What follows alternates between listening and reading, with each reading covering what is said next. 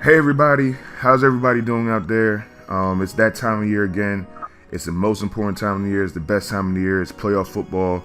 This is the MochaFootball.com weekly podcast. This is Kevin Grant, Damon Anderson. We're coming because it's always good to get this type of emotion back into the atmosphere. Damon, we've been waiting for this for a while. Playoff football is back. It kind of brought us out of retirement a little bit, and we've been talking, behind the scenes. I know a lot of people haven't seen us or heard us throughout the year, but we talked, behind the scenes about what's going on. So we've been up to date and just getting to know a little bit more about what's going on, in the recent weeks has been exciting. So, Damon, first and foremost, I just want to say congratulations to all the teams that completed their seasons, and I'm sure a lot of teams are a little bit disappointed that they didn't get a chance to participate in the playoffs, but that doesn't mean you didn't have a successful year. A lot of teams, come in with goals.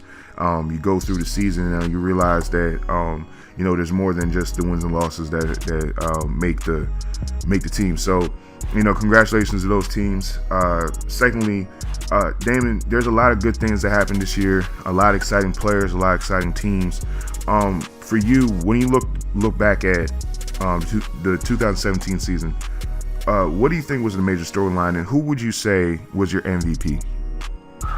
Well, let's start off. Well, first off, let me say it's great to be back. I definitely heard from a lot of people just fiending and asking for the podcast, and just good to be back and to give you guys what you've been asking for. It's definitely one of the highlights of the season to do the podcast. So it's great to be back, and thanks to all the listeners and fans that have been hitting us up and asking for it. So thank you guys. Now, to your question, I'm going to start off team-wise. Obviously, for me personally, is the Damascus Swarming Hornets and their continued domination throughout the regular season. They started out preseason number one in the Moco Football Elite Six rankings, and they have never wavered from that position for the past 10 weeks.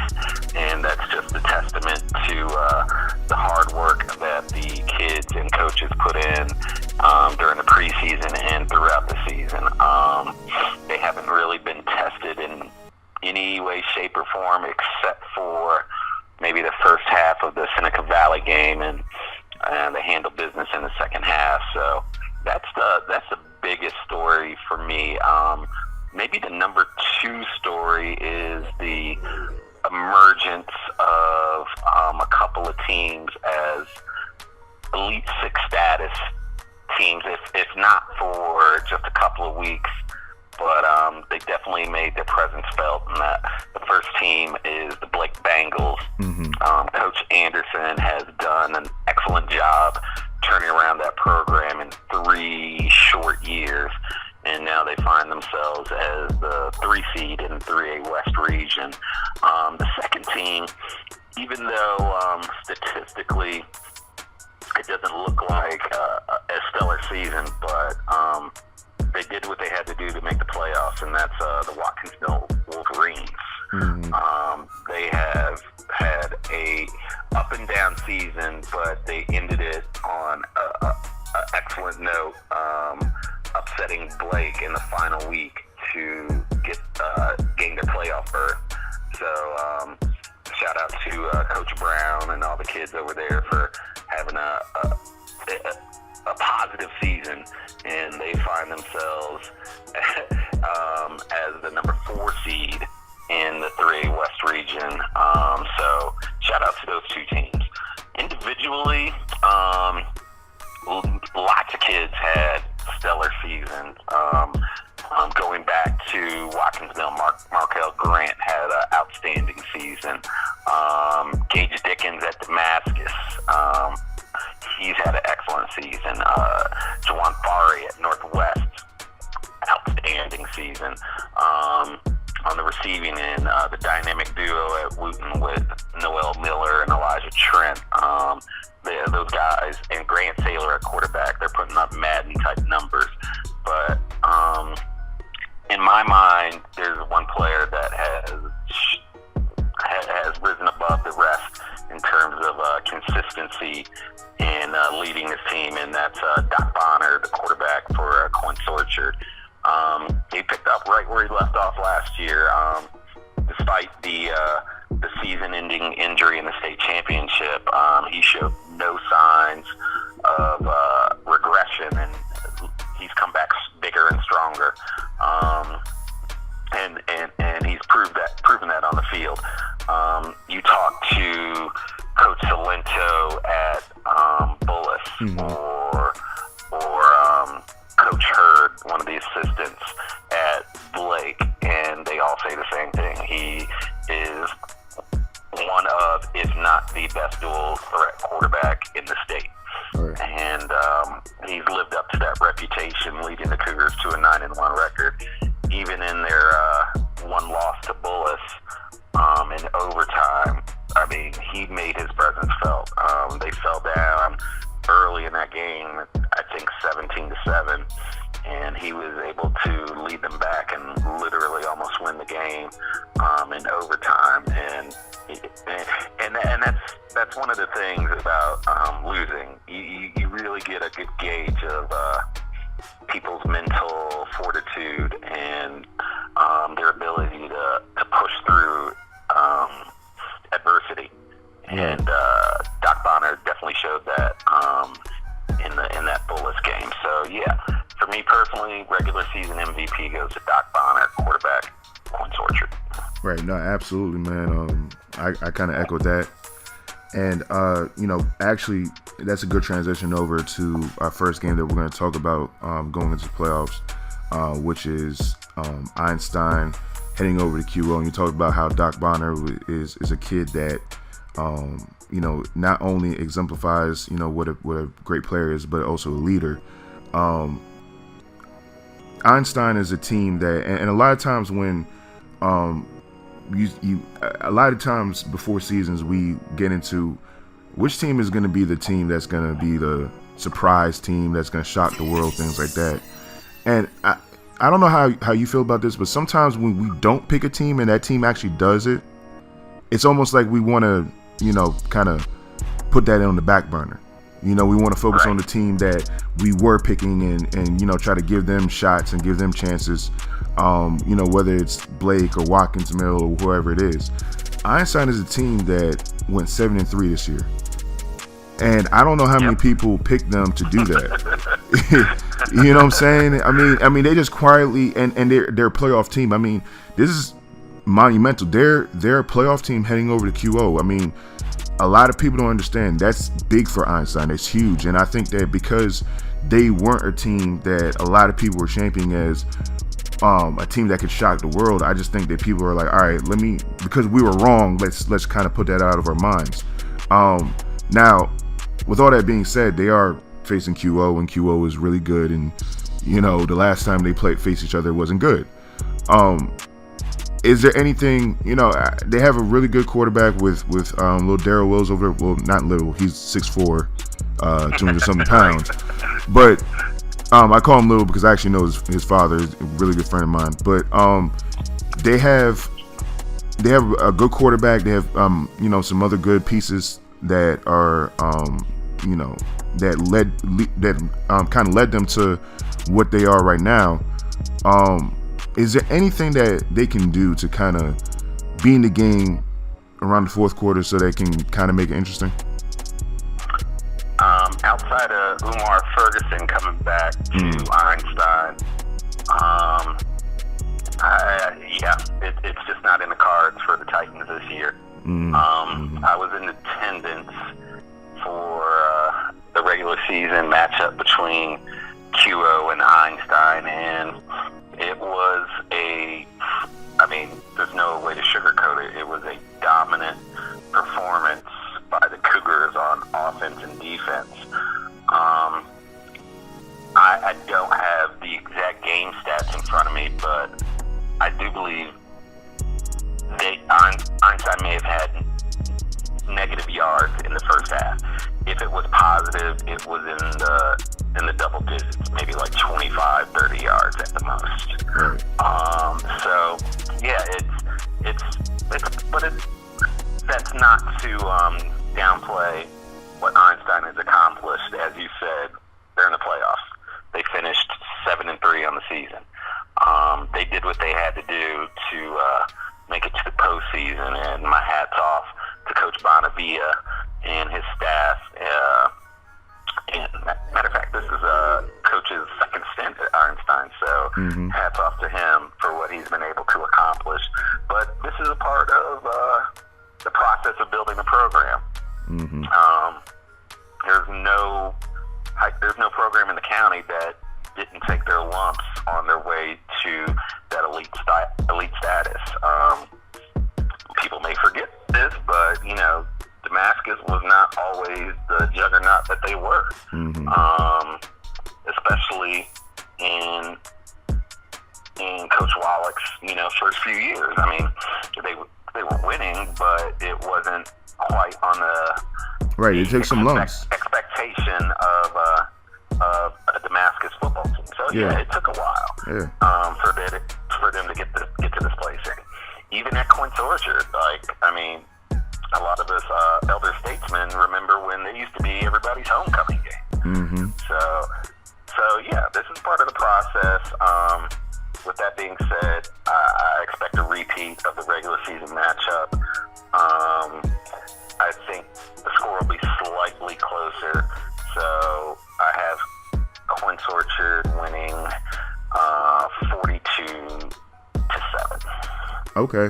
So when it comes on to Quince Orchard going forward, how do you see their outlook going forward in the playoffs?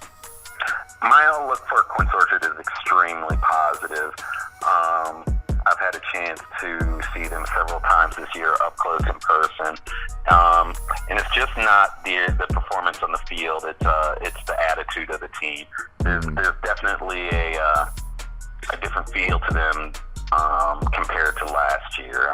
Obviously, their season ended on a sour note, and they're looking to rectify that. But the first step on that journey starts this Friday against Einstein. But yeah, if I'm going to project them going forward, I see them making their second straight appearance at the Naval Academy Stadium, and awaiting who they're going to face. I don't know. Conventional wisdom says wise, but you never know how that's going to work out in that tough 4A South region, especially with that late season matchup that they had in the regular season with Roosevelt. But like I said, most people expect Wise to be there and whoever else is going to show up. But if I had to place money on it, we're going to get a rematch in the 4A state championship. Right. No, absolutely. Now, heading on down, the arch rivals of QO, they actually have an interesting matchup with Richard Montgomery. Richard Montgomery is coming off of a 7-3 season. This program continues to take steps towards becoming a consistent playoff and hopefully at some point a state championship contender. How do you see this game, Damon? I mean, first and foremost, let's talk about. There's two really exciting matchups. The first one to me is when you talk about Darren Alexander versus Alfonso Fourier. Talk about that matchup real quick, and who do you think that is going to be the most important to come out on top and help their team out? Well, when you talk about Alexander and Fourier, those are probably two of the most dynamic receivers in Montgomery County. Right. Now, if I have to say who is more important or who is going to have the bigger game, if Richard Montgomery is going to pull off this upset, it is no doubt Alexander must have an outstanding performance. Right. Northwest has enough weapons on offense to where if Foray has an off game or a game not up to his normal standards, there are enough there's enough talent on Northwest to pick up the slack. Right. But for Rich Montgomery to pull this off, Silverstein and Alexander have to hook up numerous times for big plays. In addition, Rich Montgomery has to figure out a way to stop Northwest for 4 quarters. Right. During the regular season matchup this year, they were able to do it for a half, and then the wheels kind of fell off in the second half. So that defense is going to have to play a full 4 quarters and limit that Northwest offense, and that's a tall task.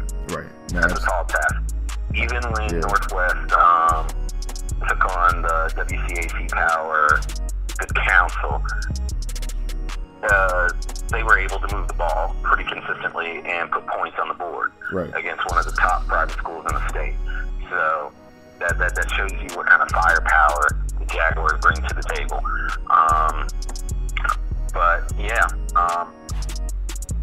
If I had to pick, if we're going to line it up stat for stat, I think Alexander will have a quote-unquote better game, but that does not necessarily mean that does not necessarily equal to a Richard Montgomery victory. Right. No, I get exactly what you're saying.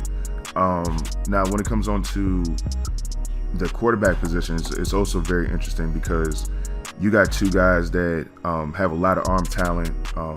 You got 2 guys that clearly, honestly, are really the barometers of their team. I mean, as these guys kind of go, that's how their offense goes. And I'm talking about Craddock over at Northwest and Silverstein over at RM. When you look at these 2 kids, what are you looking at? What are some of the things that you're going to be trying to key on to see if Northwest is going to be able to move the ball consistently and vice versa with RM?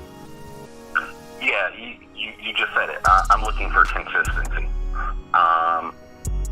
Both quarterbacks have shown moments of brilliance, and the counter to that, they've also shown they've also had moments where the communication's off, or when things don't go exactly right, the wheels sometimes kind of fall off. Right.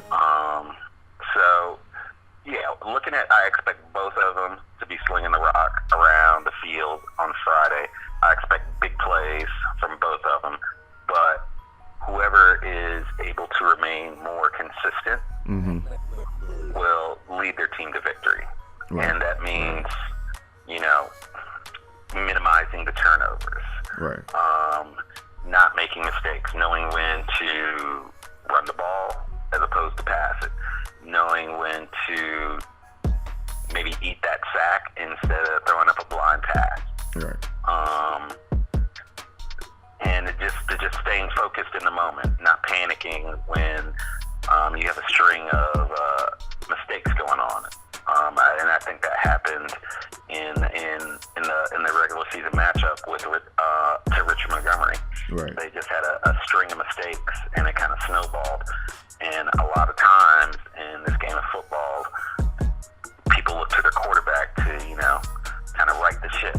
Right. Keep people calm, keep them focused. Right. Whoever is able to keep their team on task and do what they've been preparing to do all season long will come out the victor. Who do you trust more? Like, personally, who would you trust more? Like, just giving off of what you've seen and everything like that. That's a tough one. Craddock, he's played the entire season, and like I mentioned, he's had a few moments, where things didn't quite go right. Right. Silverstein, even though he's been playing for several seasons as a starter at Richard Montgomery, he was injured for a chunk of the season. So right. One of my questions is he truly at 100%? Right. Is he one hit away from not playing? Right. So when I'm in terms of who do I trust more, I'm going to go with a healthy player. Right. Or the player that I know is healthy. Right. And that would be Craddock. Right.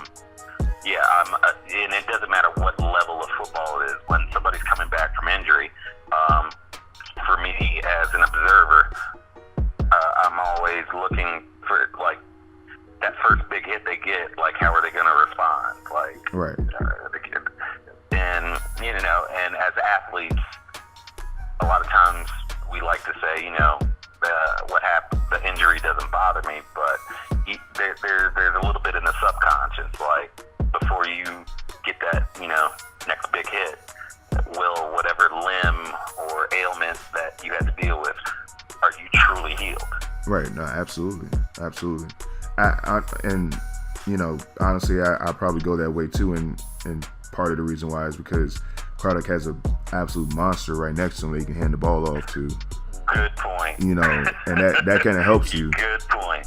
A little bit. You know what I'm saying? So, like, if Right. things start to go a little bit awry, you can always, stabilize the game and hand it off to that beast, wearing number 1 that's right next to you. So, that's always a good thing.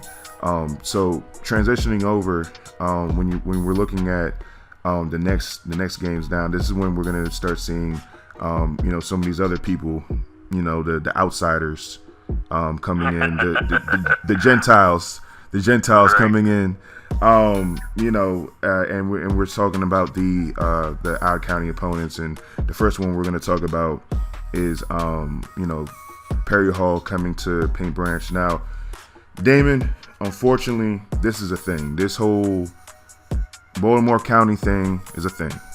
We can't escape it now. And now I'm lumping Howard County in with that whole Baltimore County, Howard County thing. It's a thing, and there's 2 corporates right now. Why it's a thing, and those 2 people, those 2 organizations, are Paint Branch and Sherwood. They, the last few years, they've had losses in the playoffs to either a Howard County school or a Baltimore County school, which is not good. So Perry Hall actually had a really good game versus Paint Branch a few years ago. Very high scoring game. They actually ended up losing on the road versus Paint Branch. This year, they had a decent season, 8-2, respectable in Baltimore County, a decent Baltimore County school. And now they have a kid named Tyler Hawley. He's a really big quarterback. He's about 6'4", 200 something pounds. He set some records this past season with Perry Hall and everything like that. Paint Branch should win this game, but history tells you that this game is going to be a lot closer than it should be. How do you feel about this game, Damon? What are some of the keys that Paint Branch is going to have to, hit on to make sure that this game is not as close or doesn't turn into one of those things that, we're looking at the phone midway through the 4th quarter on Friday and we're scratching our head. Yeah, I echo your sentiment 100%. Perry Hall definitely had a good season, 8-2. The only 2 losses coming to Arundel, which was not I think that might have been Perry Hall's worst performance, losing 53-34 to your traditional high-powered Arundel offense. Mm-hmm. And they played arguably, well, not argue, there's no arguing about it. They played the best team in Baltimore County to a 1-score game, and that's Milford Mill. Yeah. Perry Hall took the L 42-49. But overall, like you said, this is a high-powered offense led by their quarterback, Tyler Hawley. Really tall, really big kid. He's a traditional pocket quarterback, and he has multiple weapons to throw the ball to. Defense, that's another story. And I think that's going to be the tail of the tape. Right. It's going to be Perry Hall's offense versus Paint Branch's defense. Right. Everybody in the county knows about Darrell and Tommy, the Maryland commit. Yep. He leads the Paint Branch defense outside linebacker.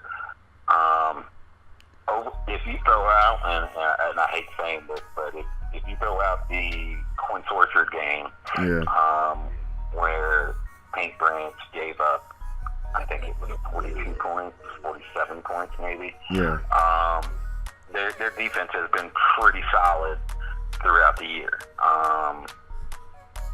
That's what it's going to come down to. Right. Yeah, outside of that Clint Archer game, they haven't given up more than 20 points, and that 120 was to Sherwood in a Week 8 matchup. Right. So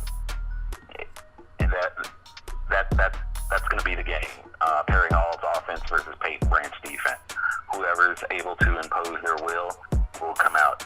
I think if Perry Hall is able to score 28 points or more, Paint Branch is in trouble. If Paint Branch can keep it to that number or less, then they have a good shot. I know this is a number 1 versus a number 4 seed, but in my mind, these are two pretty even teams. Right. Saying all that, I got the boys from Burtonsville coming out on top, 21-14. I hope so, man. I hope so. And then I'll get to my personal pain the last few years. Yeah, my personal pain the last few years.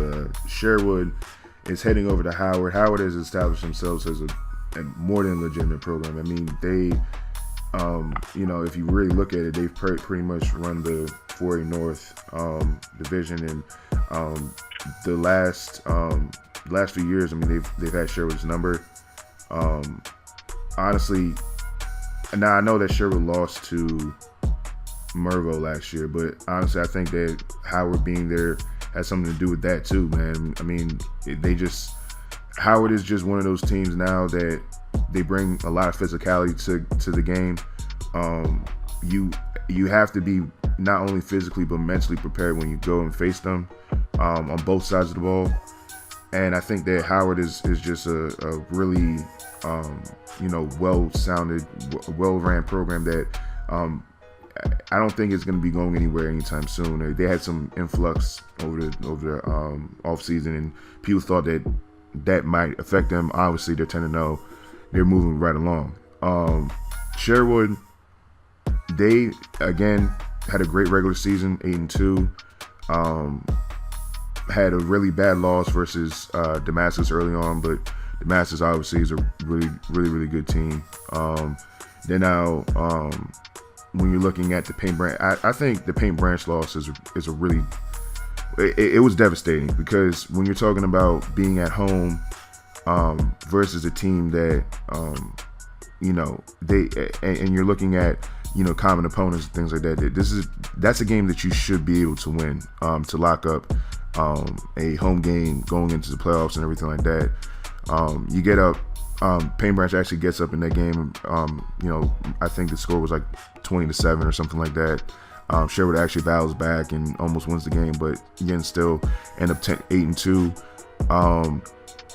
Maboni has had a really good season leading this team. From a dual threat standpoint. Other people, in my opinion, the biggest thing that I'm looking at is who's going to really step up. You talk about a guy like Chris Webb. He's going to have to step up. I mean, he's a Division I guy. We're going to have to see him step up and become a great asset to the team in these kind of moments. You're talking about Hunt, Hobbs, guys like that. If Sherwood's going to win this game, it's going to be more than Maboni. It's going to have to be those guys to, step up and make big plays. So when it comes on to Sherwood versus Howard, what are some of the things that you're going to be looking at to see if Sherwood can possibly pull this off and possibly have that rematch with Paint Branch next week? In this matchup, I'm going to be looking at both teams' offensive line. Traditionally, and that hasn't really changed that much this year, these are run-heavy teams. That's a bread and butter. If they can establish the running game and keep the defense honest, and this goes for both teams, they'll win. Howard followed that recipe for all 10 games this season. They have two really good running backs in Dawkins and Agbai, and they'll be leading the charge against the Sherwood defense. For Sherwood, same as it was last year, it begins and ends with Michael Maboni. to find those holes, to show off his dual threat capability, then Sherwood has a really good shot. But he can't do it alone. Somebody on Sherwood's going to have to step up to help carry that load, because as we've seen in the past, if a team's able to key in on a Maboni, the results speak for themselves. Right. So somebody from Sherwood's going to have to step up to assist if they want to pull off this upset against Howard. Otherwise, if not, again, they'll be ending their postseason prematurely. I think Sherwood has a very, very good shot. By all the pundits' opinions and observations, and it's weird because I felt like I've said this before in the past 3 years. This is a quote-unquote down year for Howard County. Right. One of their teams literally folded because they didn't have enough kids. So Right. they played a nine-game schedule. And Howard, although they ran through the regular season pretty much untested for all 10 weeks, they did not play arguably the second best team in the county, and that's a 10-0 River Hill. So it's hard to get a gauge on how good they really are, but just looking at the 10 games they played this year,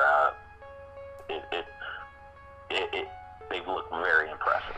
But like I said, when you have a 4A team playing exclusively 3A and 2A schools, it's really hard to get a gauge unless you're physically there at every game. Right. But no chance I'm picking against the kids from Albany, so I got Sherwood pulling up the upset, 38-34. I hope so, man. I really do. I really do. I'm tired of this whole, like, I'm okay. I'm gonna be honest. I'm tired of this whole Howard County crap. Like I can't take it anymore. Like, this Baltimore County. I live in Baltimore County. Okay. I'm tired of this Baltimore County, Howard County stuff. All right. Like, we need to stop messing around and get the job done. All right. That's all I'm gonna say about that. Moving on. We're gonna talk about Blake and Ligonor. Ligonor obviously is the regular Ligonor that we know and love, ground and pound. They have two really good running backs, really good running backs in Butler and Snowden.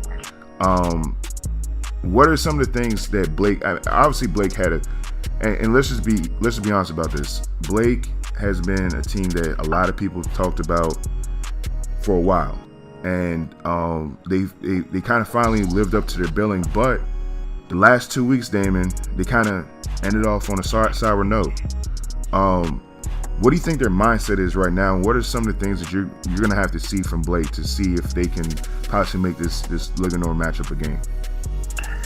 Yeah, as you mentioned, they ended the season on a 2-game losing streak, and that is literally like, that's the last thing you want to have happen going into the playoffs.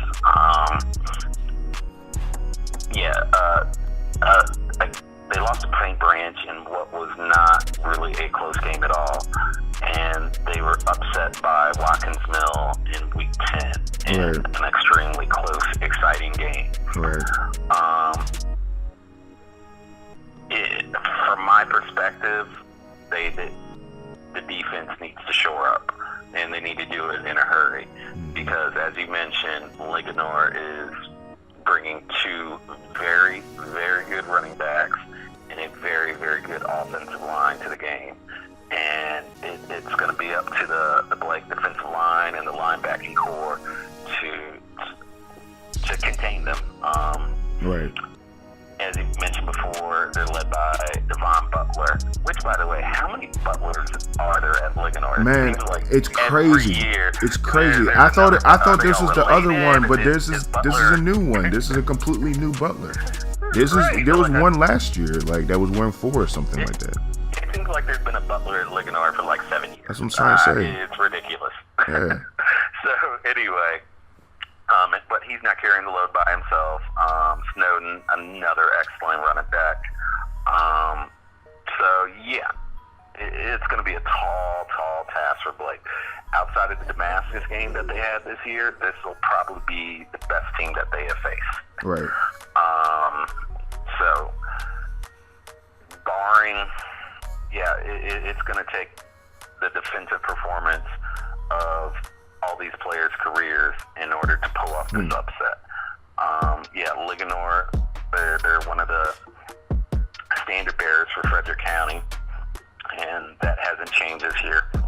I had them as my 3A favorite at the beginning of the year, and that has not changed. I still think they are the team to beat in the 3A classification. Right. But as I am contractually obligated, I'm picking the Blake Bengals in one of the biggest upsets of the playoffs. Yay. So, the boys in blue are going to hold tight on defense and score just enough on offense to win 16-14. I like it. Get it safety. Yep, or go for 2. Yeah. You can. Yeah. We can do that too. Yeah, I like it. And I think that honestly, that's the kind of game it would have to be. I think that if you start, because the way Ligonor scores, which is on the ground, I don't think that taking that constant pounding over and over and over again, if it starts becoming a shootout, I don't think that would be advantageous for Blake.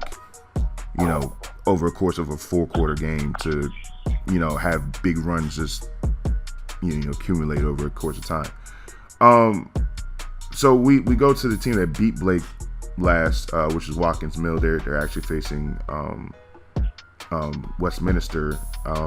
Westminster has had a really good program for a while now, and the last time we've seen them, they were actually facing, I believe it was the last time they faced the Montgomery County team. I believe it was QO a few years ago.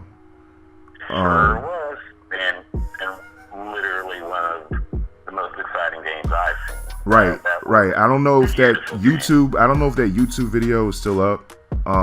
It is. And if anybody wants to see it, just hit me up. Yeah, that YouTube video. It's some epic theater. I honestly, I appreciate it as somebody that loves, just capturing moments and things like that. I mean, basically, if you haven't seen the video, it's Westminster, and this is a team that's used to scoring. And the week before I was at this game, they put up, I think it was 60 points on Sherwood, which was it was one of the most craziest things I've ever seen in my life. So this is a team that's used to scoring, and this is at the end of the game. I forgot what the score was, but I mean, I don't think they put up more than 2 touchdowns the whole game. And they're trying to go down the field, and you can see, and at the time they had a really good quarterback, and he's putting together a really good drive, and it looked like Tom Brady's just going down. And finally, they kind of run out of time. They're lining up for a field goal, and the kid comes out and misses the field goal. And I remember, like, you can kind of see the excitement and the happiness from the QO side just exploding, and you just see the agony of defeat just over there from the Westminster side. And it was some epic theater. But I mean, just going back to this, obviously you probably want to get a little bit. Now it's not QO, but last time we faced the Montgomery County team, that happened. So you probably want to get a little bit of revenge back. So they're gonna come in motivated to try to right that wrong and start up a new journey for themselves. And they had a few down years after that. But now it looks like they're back. They're 9-1. Watkins Mill, Markel Grant had a great season again. Demetrius Rush is a great talent. How do you see this game, Damon? This, as you mentioned, even though well, for those that don't know, Westminster is from Carroll County, far up north. Yeah. Way past that Frederick County. Yeah. And they are your stereotypical passing team. Yeah. 3-4 wide, sometimes an empty backfield. That's their modus operandi, and it's been that way for the past 15 years. First under, they've been that way for the past 15 years. So, you know what you're going to get facing a team like Westminster. The good news for Watkins Mill is they faced a few teams that run a similar offense. Right. But with that being said, Westminster is on a different level in terms of talent versus the teams that Watkins Mill has seen that run that type of offense. So right. When playing a team that runs that spread for as long as they have, you have to stay really disciplined in the defensive backfield. Right. So if Watkins Mill wants to pull off this upset, you got to stay disciplined. Westminster is going to put up their points. So, right. But you can't get down on yourself, when that happens. Right. If the Wolverines are walking in there expecting to shut them down and limit them to like 2-3 scores, that's not going to happen. So I think in order for Watkins Mill to come out, they have to quote unquote contain the Westminster offense, and Markel Grant's going to have to go off. Right. Demetrius Rush is going to have to go off. I think Watkins Mill has that capability. They won their last 2 games of the season essentially they were fighting for their playoff lives in weeks 9 and 10. And they were able to pull it off against the odds. Right. 38-26 over Gettysburg, 20-13 over Blake. Mm-hmm. So literally opposite of Blake, Watkins Mill is coming into this game on a tremendous high. Right. They have a little bit of swagger back that they showed in the preseason. Anything's possible, especially Markel Grant. He's a dynamic player. Absolutely. If he can, when he gets things going and he's in that zone, he is one of the most exciting players to watch in Montgomery County. Right. So, again, this is the first round is the round of upsets. Yeah. And I'm not going to stop right now. There you go. Watkins Mill is going to the second round. There you go. And they're going to do it in an epic shootout. Watkins Mill over Westminster, 38-35. I'm with that.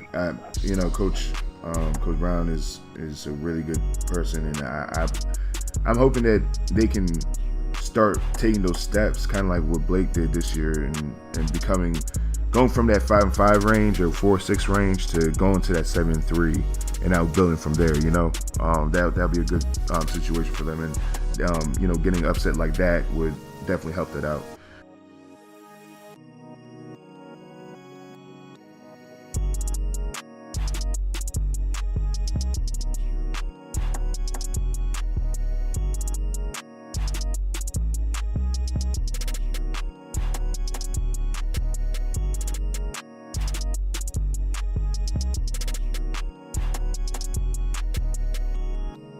Okay, everybody, we're here with one of the kids that honestly is one of my favorite players. He's a kid that has anchored Damascus defensively and offensively for about two years now, and he's one of our top 10 players in our county. We're talking to Ben Lobos right now. Ben, thank you so much for coming on ahead of what you guys are trying to basically create history right now, going for 3 straight state championships, and before we continue, I just want to get a little bit of an injury update, with you. I know that you kind of battle injuries all season. Where are you right now? Are you getting a little bit healthier so that they can the Mavs can possibly get you back on the field so that they can have their star linebacker and running back back? Yeah, definitely. I've been working my way back to full speed the past couple games, and I'm ready to go now, 100%. Excellent, man. Now, during the regular season, obviously, you guys have been dominant. To say that you're dominant is understating it, to be honest with you. You scored at least 40 points in every single game. You guys, no game has really been even close. Just kind of reflect on that. Reflect on the 2017 season for me, real quick. And what are some of the positives of having that kind of dominance? Obviously, you get to play, some younger players and later in games and things like that. And what are some of the negatives of having that kind of dominance, during the regular season? Yeah, I mean, it's always good to be able to work anything you want to work in every game, and obviously everybody gets to get reps, and so our backups and our subs, everybody has a lot of reps coming into the playoffs. Right. But it helps to keep people healthy typically because we can take out the starters earlier. Right. But it does make it hard to be ready for the tough games that come towards the end of the season. Right. No, absolutely. So when it comes on to, because I'm gonna be honest with you, there were times when I played, we would be on the sideline saying, hey man, the scout team is better than the team that we're facing right now. How do you guys keep the competitiveness when you have a situation like that? You're going into a game, you're watching the film, if you're honest with yourself, you know what's going on. How do you guys keep that competitiveness? How do the coaches keep you guys competitive during the week after week, when you guys know that when you go out onto the field, you guys are going to do your business and it's going to be relatively easy? Yeah, I mean, first off, we just can practice. We do have a lot of really good key subs, and guys are always fighting for a chance to start. Right. And there's also the coaches, like we say, most weeks during the regular season, the only team that can beat us is ourselves. So, we're always trying to do better than we did last week. Right. Absolutely. So is it just like one of those things where you're not really facing the opponent, you're more just trying to challenge yourself to do better than what you previously did, or maybe push yourself to do something that you've never done before? Yeah, exactly. We're always out there to beat the Damascus of last week. Right. And we're trying new things, and yeah. Absolutely. So when you're looking at it, is it because it's a debate for a lot of people, going around.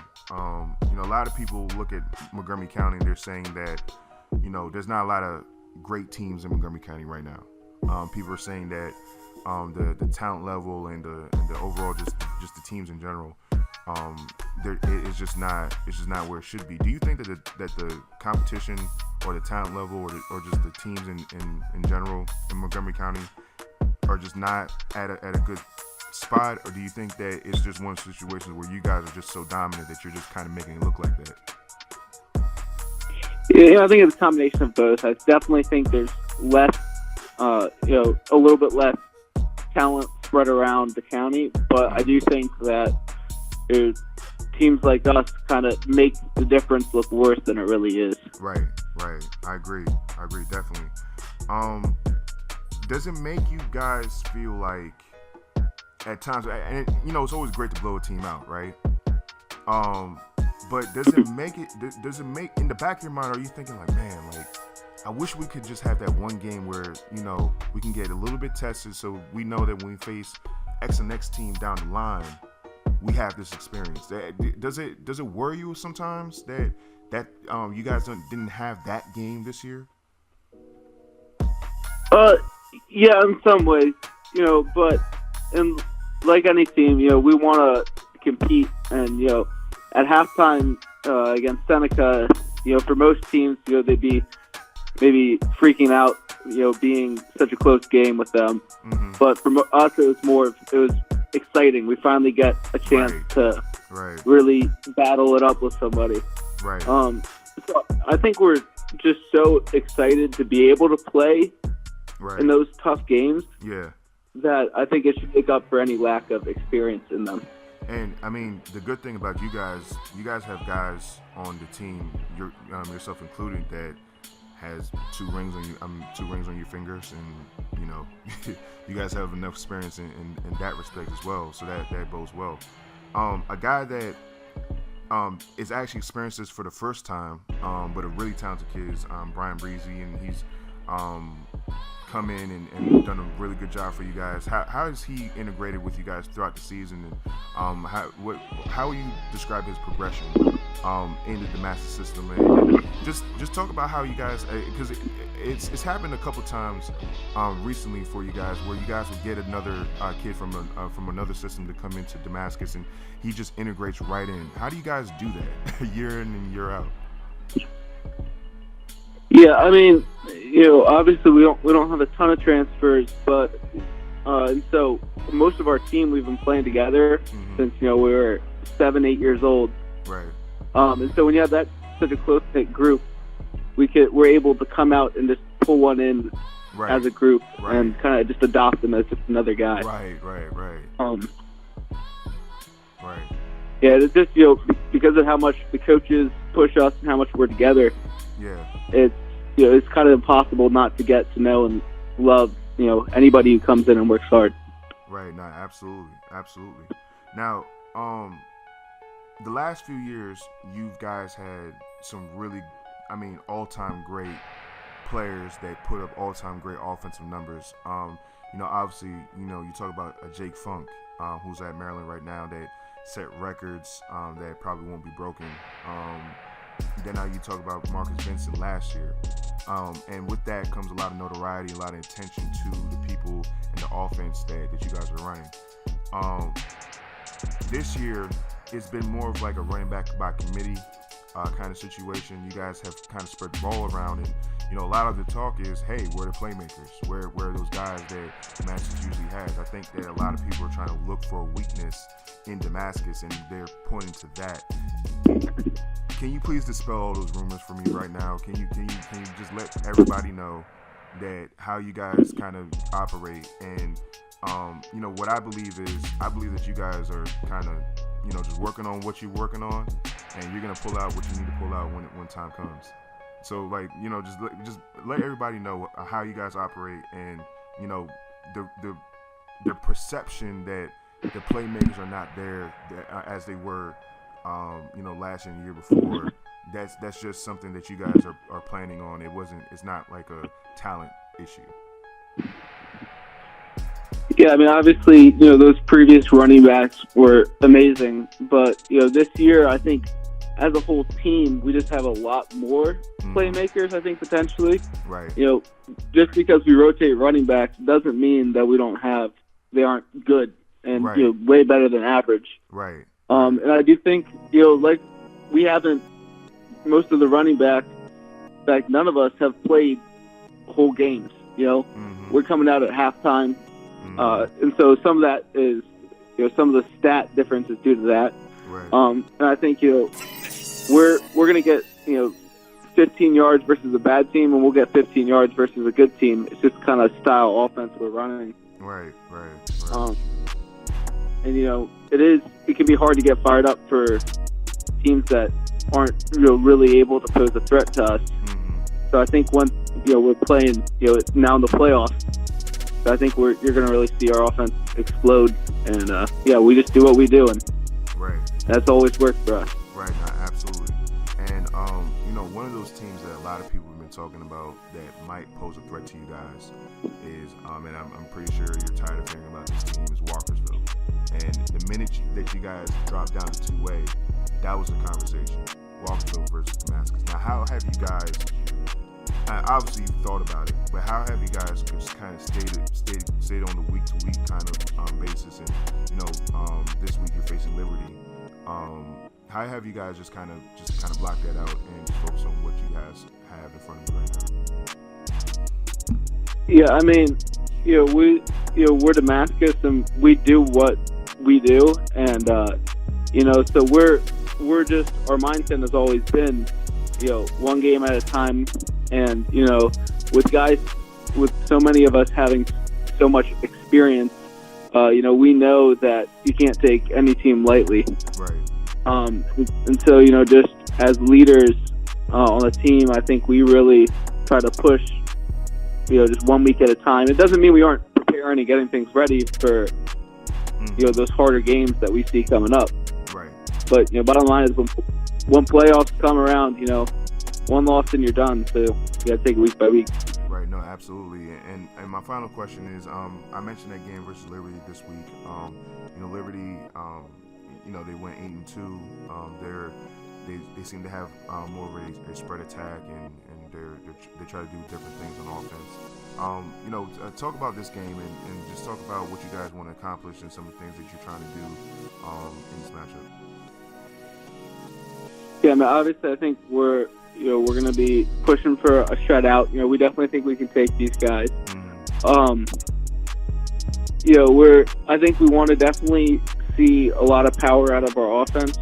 We don't want to be stopped much, and I think we really want to really prove that nobody's going to be able to throw on us. And I think that's probably the most underrated part of our team right now is our D-backs, and so I think we're going to go out and try to prove that. Right. And against the run, we've been good, and I think we're going to just keep that rolling. Right. Now, absolutely. Do you think that facing teams like, because I know when I played in Montgomery County, there wasn't a lot of spread passing teams, but now you see that pretty regularly now. So, like facing a team like a Wooten, for example, that you guys faced and beat pretty well. Does that kind of help you guys a little bit when you're facing a team like Liberty now? Yeah, definitely. We've gotten used to having to play, as linebackers outside the box and making those open field tackles. Right. And just because of the offense that we run, we're still extremely good against the run, and our D line is obviously great at getting pressure and shutting down the run. Absolutely. Yeah, combined with all the practice against almost every team's running spread against us. Yeah. It definitely helps a lot. They kind of have to, man. Like, it'd be pretty hard to kind of, go straight at you guys. So, absolutely. Ben, thank you so much, man. I appreciate the time. Obviously here in Moco, we root for you guys because you guys are kind of, the main program and the flagship program for us. So, I hope that you get healthy, man, because I love watching you play. You're one of my favorite players, and I hope you get healthy, and I hope the rest of your team stays healthy, and it results in another ring. Oh yeah, thank you. All right, have a great day, man.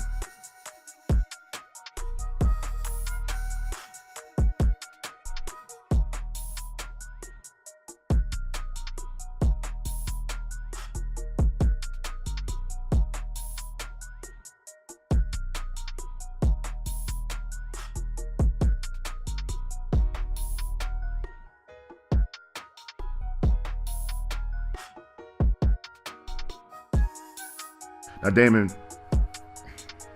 okay, so this is the most, I really don't know what to say about this game right here. No, I'm trying to be respectful. I'm going to try to be as respectful as I can be.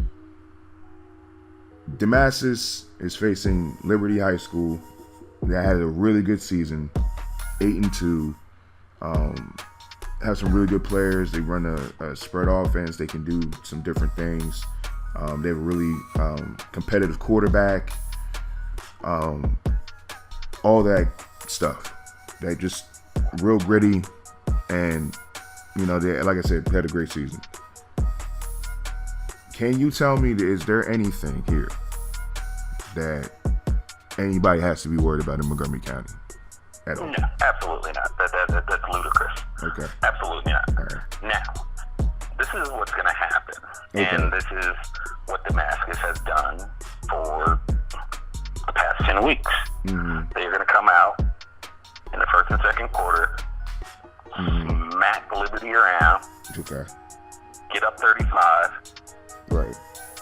rest the starters, put in the second and third string. Right. So, at the end of the day, a lot of people are going to look at the final score.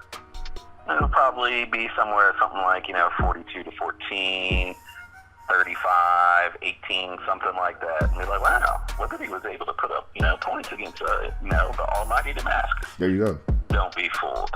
Okay. Do not be fooled. Coach Wallach knows what he's doing. That staff knows what they're doing. The kids know the system. They've been running it since they were like ankle biters. Yeah. Came out the womb. This is not a team that's out to prove anything. They don't care and they don't need to put up 70 points on an opponent. Right. That's not what Damascus football is about. Right. And not a lot of teams are able to do this. And it's a very dangerous thing to do, but Damascus is able to do it. They can turn it on when needed. Mm-hmm. They have the talent, personnel, and coaching to know when to dial it back and when to put the pedal to the metal. Right. But I said that backwards. Put the metal to the pedal. Right. Yeah, I expect the defensive line and the offensive line to be extremely dominant. Mm-hmm.